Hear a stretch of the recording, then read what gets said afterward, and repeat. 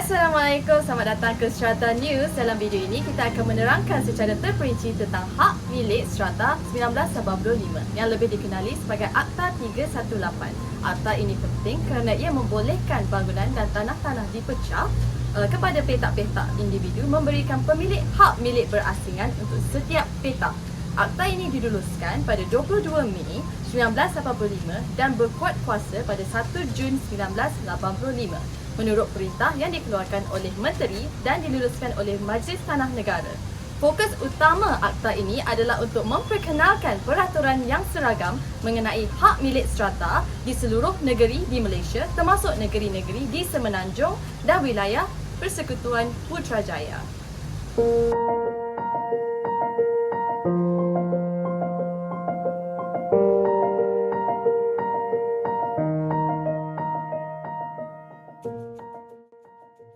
Baiklah, sekarang kita berada di Apartmen Jalan Ilmu, Blok B. Jadi sekarang mari kita lihat contoh bangunan strata yang mempunyai dua tingkat atau lebih. Jom. Jom.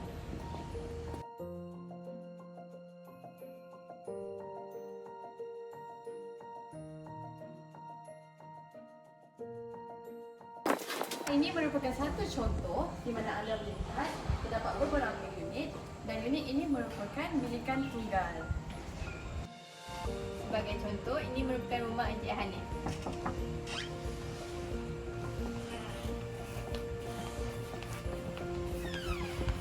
Ini pula merupakan rumah Encik Amir. Kesimpulannya, kedua-dua individu mempunyai hak milik strata masing-masing. Jadi, adakah anda sudah faham mengenai hak milik strata? Baiklah, bahagian pertama akta ini yang dikenali sebagai bahagian 1 daripada segi permulaan memberi tumpuan kepada tafsiran istilah dan skop pemakaian akta ini. Seksyen 1 menyatakan bahawa akta ini hanya terpakai di Semenanjung Malaysia dan wilayah Persekutuan Putrajaya, sementara Seksyen 2 mengesahkan akta ini mula berkuat kuasa pada tarikh yang ditetapkan oleh Menteri. Sebagai tambahan, Seksyen 4 memberi definisi penting bagi beberapa istilah dalam akta ini.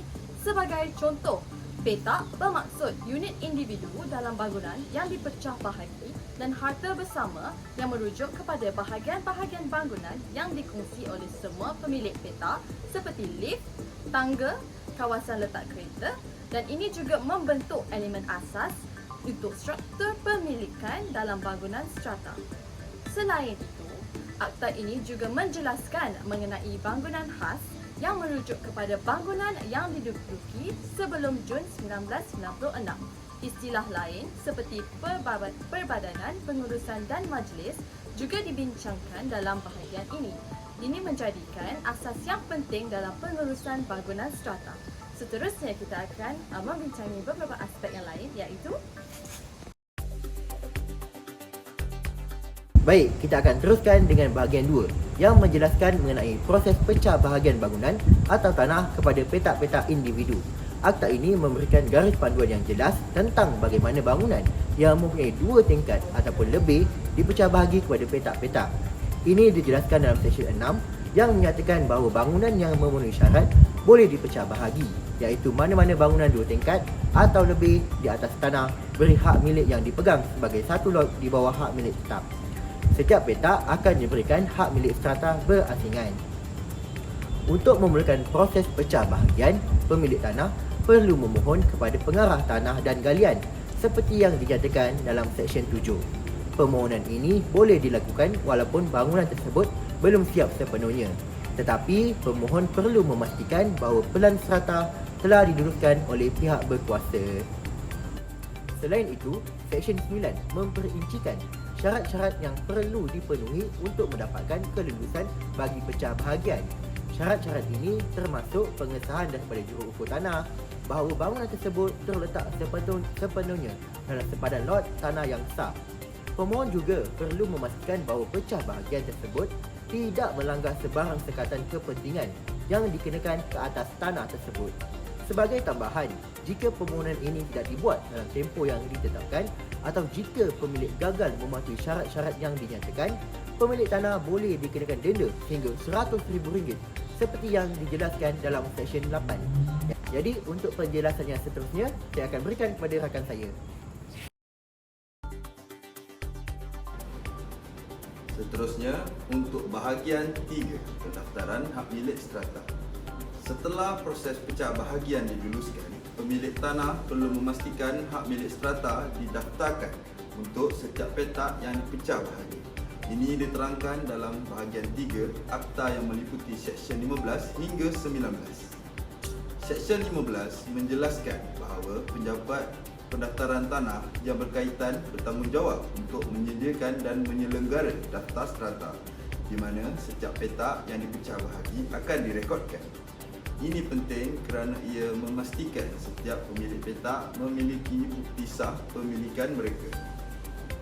Dokumen hak milik strata ini mengandungi maklumat penting seperti nombor hak milik, jumlah unit share serta hak dan tanggungjawab pemilik petak terhadap harta bersama. Proses ini juga melibatkan pengeluaran dokumen hak milik strata bagi setiap petak individu seperti yang dijelaskan dalam Seksyen 16. Selain itu, Seksyen 17 menerangkan kesan pembukaan buku daftar strata di mana ia memberikan pemilik hak penuh ke atas petak mereka. Pendaftaran ini juga membolehkan pemilik petak menjalankan urus niaga seperti menjual, memajak atau menggadaikan petak mereka. Proses ini penting kerana ia memastikan pemilikan setiap petak adalah sah di sisi undang-undang dan memberikan perlindungan kepada pemilik petak.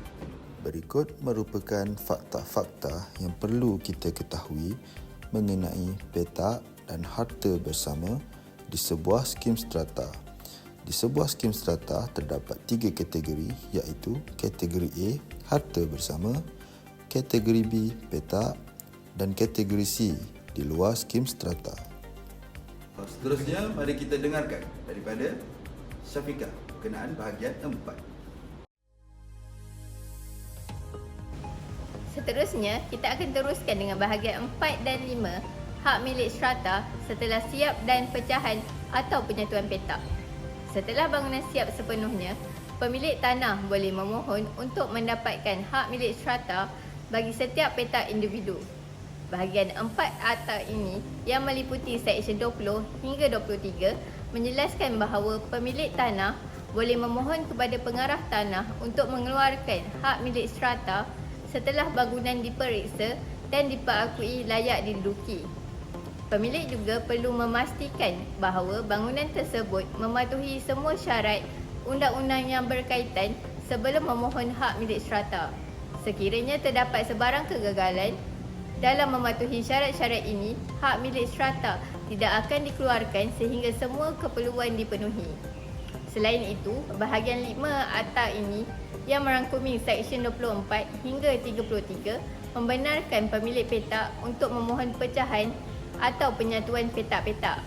Sebagai contoh, jika seorang pemilik memiliki 2 petak bersebelahan dan ingin menyatukan petak tersebut, mereka boleh memohon kepada pengarah tanah untuk kelulusan, seperti yang dinyatakan dalam Seksyen 25. Seterusnya, bahagian ke-6 iaitu hak dan obligasi petak-petak individu. Baiklah, dalam bahagian ini, akta ini menjelaskan tentang hak dan tanggungjawab pemilik petak dalam bangunan strata. Seksyen 34 menyatakan bahawa pemilik petak mempunyai hak penuh ke atas unit mereka dan berhak untuk menggunakan petak tersebut secara eksklusif. Selain itu, pemilik juga mempunyai hak ke atas harta bersama seperti yang diterangkan dalam Seksyen 35. Harta bersama ini merangkumi bahagian bangunan yang tidak termasuk dalam mana-mana petak individu seperti lift, tangga dan kawasan letak kereta.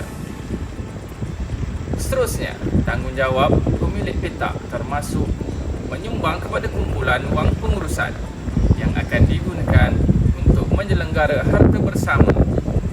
Ini adalah syarat penting yang mesti dipatuhi oleh setiap pemilik seperti yang dinyatakan dalam Seksyen 45. Seterusnya, pemilik juga perlu mematuhi undang-undang kecil yang ditetapkan oleh Perbadanan Pengurusan yang mengawal selia penggunaan harta bersama dan menguruskan operasi harian bangunan.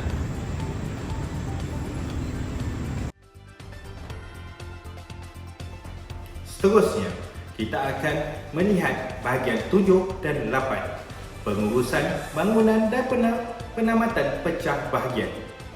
Setelah hak milik serata dikeluarkan, perbadanan pengurusan akan ditubuhkan seperti yang dijelaskan di dalam Seksyen 39. Perbadanan ini bertanggungjawab mengurus dan menyelenggara harta bersama serta memastikan undang-undang kecil dipatuhi. Perbadanan pengurusan juga mesti mengadakan mesyuarat agung tahunan untuk membincangkan isu-isu pengurusan, melantik ahli majlis dan menetapkan kadar cawangan untuk penyelenggaraan harta bersama.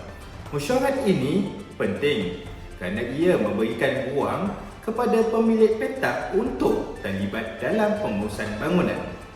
Bahagian 8 pula yang meliputi Seksyen 56 sehingga Seksyen 57 membenarkan penamatan pecah bahagian bangunan sekiranya bangunan tersebut rosak atau musnah. Mahkamah boleh mengarahkan penamatan pecah bahagian dan memastikan hak milik petak dilindungi melalui tuntutan insurans atau pampasan yang lain yang bersesuaian. Secara kesimpulannya, Akta Hak Milik Strata 1985 adalah asas kepada pengurusan dan pemilikan bangunan serata di Malaysia. Dengan memahami hak dan tanggungjawab di bawah akta ini, pemilik petak dapat memastikan pengurusan yang baik dan melindungi hak mereka di dalam urusan pembelian dan juga hak tanah.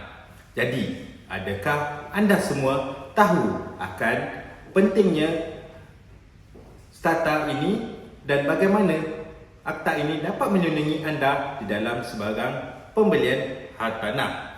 Bersama dengan ilmu ini, dapatlah kita menjaga keharmonian di dalam pengurusan bangunan yang kita akan tubuh nanti. Baik, kita lihat sikit tentang lembaga hak milik strata, iaitu di bahagian 9A. Lembaga hak milik strata adalah satu entiti yang ditubuhkan untuk mengurus dan mengawasi pengendalian kawasan bersama dalam pemilikan strata. Ia adalah bertujuan untuk menentukan peraturan dan polisi sesuatu kawasan dan juga memastikan pengurusan dan penyelenggaraan kawasan bersama dilakukan dengan berkesan untuk kepentingan semua pemilik. Baik, ahli lembaga itu apa? Ahli lembaga adalah setiap pemilik unit dalam strata berhak untuk menjadi ahli lembaga selagi mereka tidak mempunyai sebarang halangan undang-undang. Yang kedua, ahli lembaga biasanya dipilih dalam mesyuarat agung tahunan melalui undian berdasarkan suara pemilik. Yang ketiga, mereka bertanggungjawab untuk mengumpul yuran dari pemilik bagi membiayai operasi dan penyelenggaraan kawasan bersama, seperti contoh Sing Fund. Yang keempat, mereka juga perlu menyelesaikan sebarang aduan berkaitan isu kebersihan, keselamatan dan juga pemeliharaan kemudahan yang berada di kawasan mereka. Dan yang terakhir, mereka juga perlu menjalankan mesyuarat serta menyimpan rekod-rekod. Seterusnya, kita akan melihat kepentingan dan kesimpulan Akta Hak Milik Strata, Akta 318. Kepentingan hak milik strata terbagi kepada dua, iaitu kepentingan kepada pemilik strata dan kepentingan kepada kerajaan. Kepentingan kepada pemilik strata boleh dibahagikan kepada empat. Yang pertama, perlindungan hak pemilikan, iaitu menjamin hak milik yang jelas dan sah bagi pemilik unit dalam bangunan strata. Pemilik strata mempunyai rasa kepunyaan terhadap unitnya sendiri. Yang kedua, pengurusan bersama, iaitu menyediakan mekanisme untuk pengurusan bersama harta dan kemudahan yang dikongsi, terutamanya melalui lembaga hak milik strata. Yang ketiga, penyelesaian pertikaian, iaitu memberikan jalan penyelesaian untuk pertikaian antara pemilik melalui tribunal tuntutan.